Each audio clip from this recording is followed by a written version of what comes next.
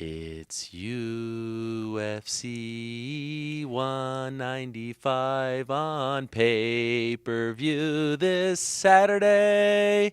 It's Robbie Lawler versus Carlos Condit. Carlos Condit for the welterweight title. Yay!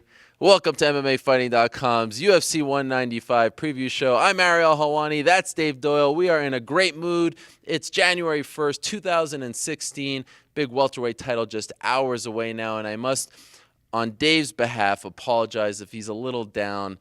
His beloved Boston Bruins lost to my Montreal Canadiens in the Winter Classic. Dave, I am sorry for the beatdown in front of your... There was a hockey game today? Yeah, and Gillette Stadium was great. I enjoyed every really second. Focused on UFC 195. Okay, fair enough. Let's talk about Robbie Lawler and Carlos Condit. This is a fight fans fight. When this fight was announced, all the fans were going crazy. The hardcores loved it, even if Condit didn't necessarily deserve it and all that stuff. But let's be honest, it has kind of flown under the radar a little bit, especially, we're less than 3 weeks removed from that 194 epic weekend, the 3 shows in a row, and even the Orlando card was great as well. Being here in Vegas last few days, have you sensed a buzz building at all, or do you still think that it's flying under the radar? It is flying under the radar. You simply can't have an event to the magnitude of what we just had. And not only that, we had the Ronda Rousey fight before that. Right. So it was just mega event after mega event after mega event. And now you have a fight where, we're actually just selling the fight this time, Yeah. There's no real hype or anything. But, I was actually thinking about trying to draw kind of an analogy to this event and events in the past. And it was 5 years ago tonight at the MGM Grand, as we're speaking on Friday night here. Frankie Edgar fought Gray Maynard, and I think it's kind of a similar vibe, because back then that fight was coming 3 weeks after George St. Pierre just had a massive fight with Josh Koscheck that was built up on The Ultimate Fighter, big grudge match. And then Frankie and Gray Maynard, that kind of, Frankie wasn't the star he is now, and that kind of flew under the radar. And the fans who decided, I'm going to skip this fight, missed what might have been the fight of the year in 2011 on New Year's Day.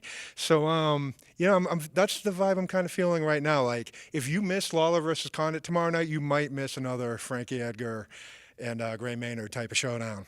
A funny side note about that card, Dustin Poirier actually made his debut at UFC 125, and here he is 5 years later. He was the spoiler against Josh Crispy. Remember that? Another Boston guy, and kind of trying to play. And he could be a spoiler for the Exactly. Irish fans again. So, Yes. Goes around, comes around. A funny connection as well. What do you love most about it? Because I think a lot of people have very high expectations. Like, I've heard everyone say, there's no way this is going to be. And on paper and given their resumes and their past, it really feels like there's no way that this one can be a dull fight. And you know that every time we say that, it ends up being. So hopefully I didn't just jinx it again. But what do you love most about this fight? You just have two guys who are capable of producing a, fight of the night for sure, possibly a fight of the year every time they step into the octagon. It's no real secret. Like, everyone said, well, Carlos Condit isn't necessarily the best guy, most deserving guy for a title shot. But they just looked at this one. There was no real clear-cut number one contender and say, hey, let's just put together the best matchup that we can. So, 25 minutes of all action, just the promise of that, just ridiculous. I know we're not supposed to call MMA violent anymore, but just beautiful violence. By the way, I'm not the one trying to put that rule out there. I just never liked it. You could do whatever you want. It's not my cup of tea. Probably not the best forum to talk about this. Highly pure competition tomorrow night is what. There you go, and I would agree with that as well. I don't know about you, but I still have a hard time wrapping my head around the idea that Robbie Lawler is the best welterweight in the world, only because, and I bring this up a lot, and we have the footage, he was sleeping at press conferences not that long ago. He was showing up just kind of uninterested. It seemed like he was just content with letting his career just sort of, fly under the radar in Strikeforce, and no one really cared about him. And then all of a sudden he comes to the UFC, and he's turned into a different guy. And I still think about that. I still can't wrap my head around it. How about you? But you know what? If he wins this fight, Yeah. you go from, I can't really imagine Robbie Lawler as the best welterweight in the world, to 3 fights in a row, wins the rematch with Johnny Hendricks, one of the greatest fights ever with Rory McDonald. If he can now go and defeat Carlos Condit, stop Carlos Condit, he goes from, I don't know if he's really the best welterweight, to you think of him as one of the possibly great welterweight champions. So Yes. the stakes are this high for Robbie Lawler in this fight. This run has been nothing short of amazing. He has one loss since returning to the UFC, and that was a super close fight, UFC 171 against Johnny Hendricks. And you can make the case that he lost that fight in the final minute of the final round, right? I mean, Right, they were absolutely. they were super tight going into that fifth and final round. So it's a great fight. When you envision it, though, how do you see it playing out? Man, so, you know, when you've looked at Lawler's championship fights over the past couple of years, he's kind of had a pattern where he comes out pretty strong in the first round, conserves his energy in the middle round, and then just bat out of hell second win in the final rounds. And Condit, Condit traditionally has been a slow starter. And then his engines rev up sometime in the second round, and when he gets going, it's just like a wind-up toy that kind of goes berserk. So to me, it's going to come down to I don't know what happens in those middle rounds, like who can push the pace that they want. And to me, that's kind of going to dictate who wins it. So who do you think? Man, I think it's Carlos Condit's day. Wow. I really do.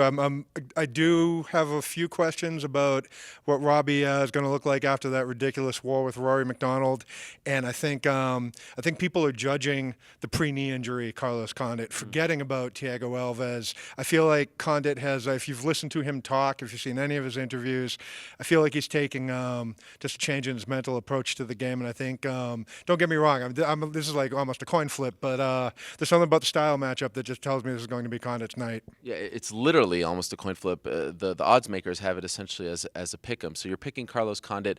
Let's go to the co-main event: Stipe Miocic versus Andrei Arlovski, the #1 contender in the heavyweight division. Could very well come out of this fight. Who are you favoring there? That's another. Yeah. These two co-main events are just really real close fights. When push comes to shove here, I think Stipe is a little younger, got a little more in the gas tank. Has Arlovski can dish it out, but Stipe has proven time and time again that he can take a punch.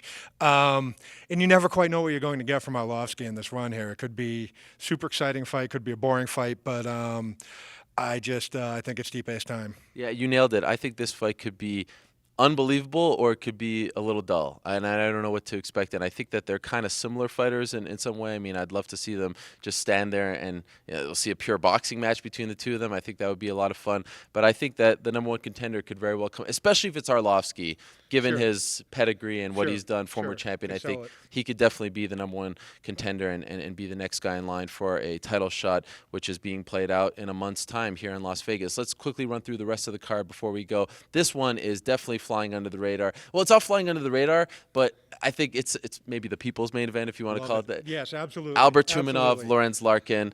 Who are you thinking? Love this fight. I think, as great as Larkin has looked since he's come down to welterweight, maybe because I was at that Tumenov fight against Alain Juban, Yeah. where Juban tried to come at him the same way Larkin kind of tries to wildly fight, and he really, really paid for it. So maybe that's biasing my pick a little bit, but Tumenov's just been so impressive, and I think this is his coming out party of a fight. Yeah, Tumenov calls himself the best striker in the UFC, so he has a chance to put that on display against a guy like Lorenz Larkin. Brian Ortega, Diego Brandao, your pick?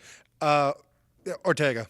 I think Brandao is a pretty solid kind of gatekeeper in the division, but I think ultimately Ortega's submission game's pretty slick, and I think this is going to be his night. Abel Trujillo, Tony Sims. Trujillo.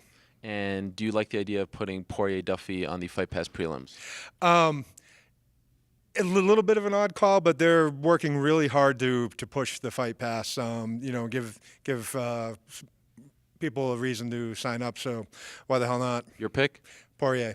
Wow, going with the underdog. I like it. Well, I think Poirier's got a chip on his shoulder. I'm not 100% sold on Duffy really being legit, and he doesn't have he's not going to have an arena full of drunk Irishmen rooting for him the way he would have last time. So I'm going to go with Poirier. All right. That's it for us. It's one of those cards where top 4 guys, they're not going to really sell you with their words, embedded, all that stuff. It's not the card if you're into that sort of thing. But if you love great fighters who just rise to the occasion more often than not, this is it, especially in that main event. It's Robbie Lawler, Carlos Condit for the welterweight title, Stipe Miocic, Andrei Arlovski, and the rest is a lot of fun as well. It all goes down in a few hours' time from right here in Las Vegas. We will be there front and center for you, so do not go anywhere. Thank you for checking out our coverage all week long leading up to this point, and we'll see you on Saturday night. night following the fights. Enjoy the fights, my friends.